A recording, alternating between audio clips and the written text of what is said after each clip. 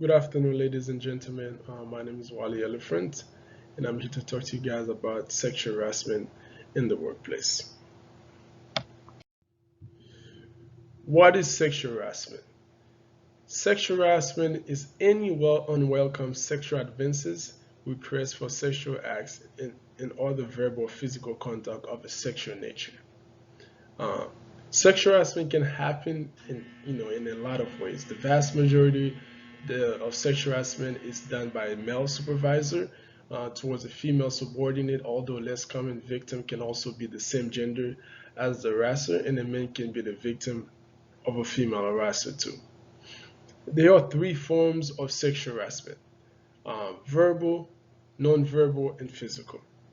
Verbal sexual harassment includes suggestive comments about the way someone dresses, jokes about gender-specific treats, sexual proposition, and sexual-related threats and insult.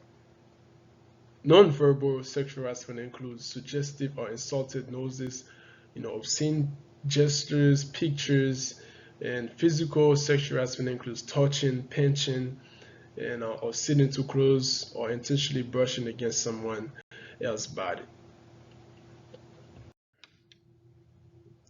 The Civil Rights Act of 1964 established statutes that make it unlawful for employers to discriminate on the basis of race, color, religion, national origin, or sex. Sexual harassment was included under the act by precedent in 1986 when the Supreme Court recognized it as unlawful in the case of Meritor Savings Bank versus Vincent.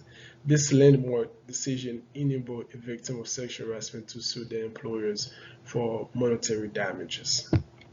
Sexual harassment is a division of managing diversity in the workplace.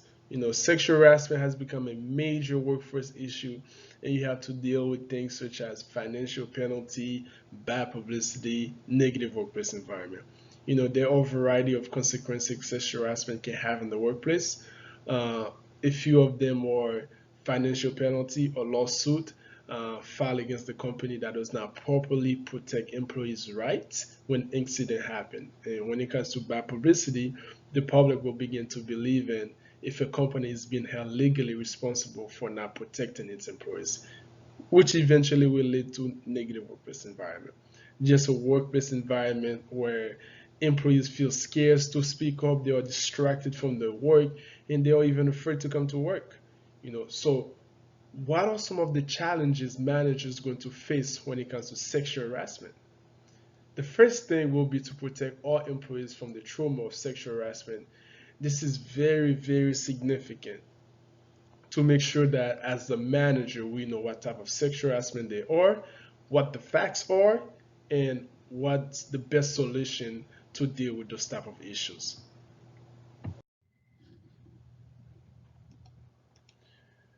There's two categories of sexual harassment: quid pro quo and hostile work environment.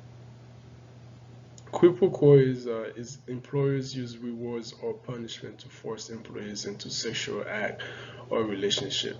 They're all based on employees' acceptance or rejection of unwelcome sexual behavior. So, for example, when a manager tell you that you get promotion, but only if you go out with me, and if the employee does not submit to the demand, the manager or other employees carry out the threats so that there's a denial of promotion or possible demotion.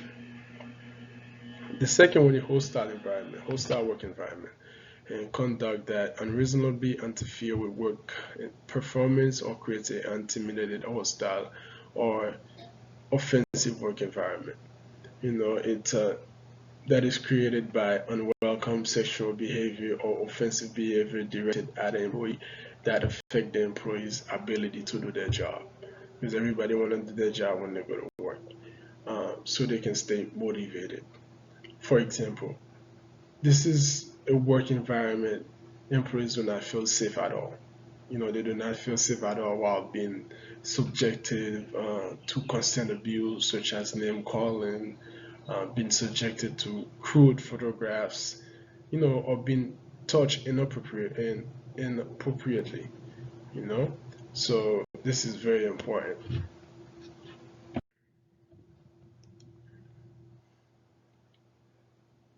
Facts about sexual harassment. Based on a telephone poll conducted by a law office, 782 workers revealed the following result. 31% of the female workers claim to have been harassed of work, and 7% of the male workers claim to have been harassed at work. 62% of targets took no action. 100 of women claimed the harasser was a man. 59 of men claimed the harasser was a woman. 41 of men claimed the harasser was another man. So, as a manager, it is very, very significant to know what's the facts of sexual harassment, who will affect the most because it provide insight on what should be looked at, at the workplace every single day. Some of the solution.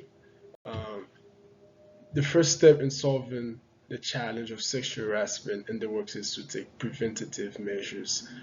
Therefore, the step to ensure that sexual harassment is prevented in the workplace are as follows. Continually assess the work environment. Sexual harassment policy. Make sure that there's policy. Make sure every employees know, they educate about sexual harassment. Be a leader, which means be an example. Be personally accessible to employees when they need you. Respond quickly and fairly. I strongly believe by taking this step, you can prevent many, many issues from occurring in the workplace. Here also myth and conception. Um, this is very important. Uh, Only women are harassed and only men are sexual harassers. That's not true. Regardless, anyone regardless of gender can be the victim of harassment or harasser. The person who directly harassed is the only victim. Third parties who witness harassment uh, are aware of it may also be a victim of harassment. It was a compliment, so it's not harassment. Even if a person intend their conduct to be flattering, it may still be offensive to others.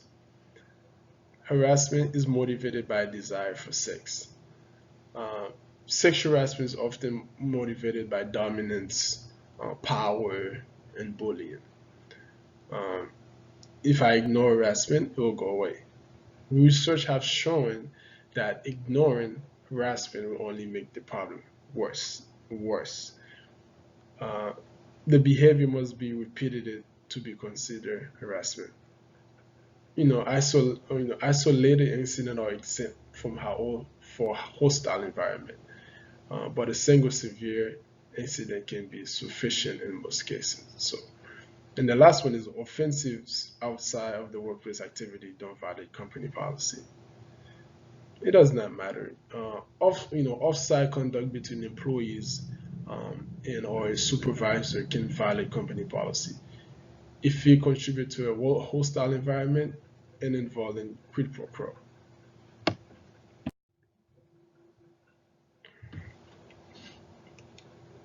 Sexual desire versus power. A lot of males, they use their powers to force and threat females employees. Unfortunately, that shouldn't be the case, but unfortunately, that's what they do. Those females employees with job promotion, salary, raises, bonus, all this extra stuff, so they can feel power over them.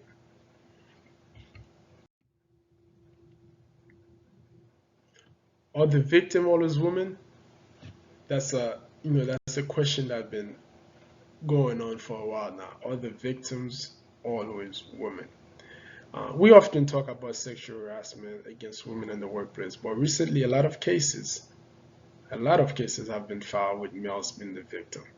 The overall sexual harassment cases has been consistently declined in past few years, but sexual harassment filing by men has been consistently increasing, doubling over 15 years. Um, Say David Greenberg, a spokesperson for US EEOC. Actually, the first ever court case involving sexual harassment of a man in the workplace was in 1995. So the EEOC sued Domino Pizza after a female uh, supervisor of a male store manager sexually harassed him and then fired him. The case went to trial in Tampa, and the male manager was awarded 237,000 in damages. Anyone, regardless of gender, can be the victim of harassment or harasser. Conclusion: prevention remains an effective way to deal with sexual harassment. Education, to enhance public awareness. Government enforcing clear policy and procedures sexual harassment. As you know, prevention remains an effective way to deal with sexual harassment, such as changing the sexist attitude um, and belief system of society in general. Uh, this could be achieved through education to enhance public's awareness of sexual harassment among the youth and schools and higher education institute as well as working adults in both public and private organizations.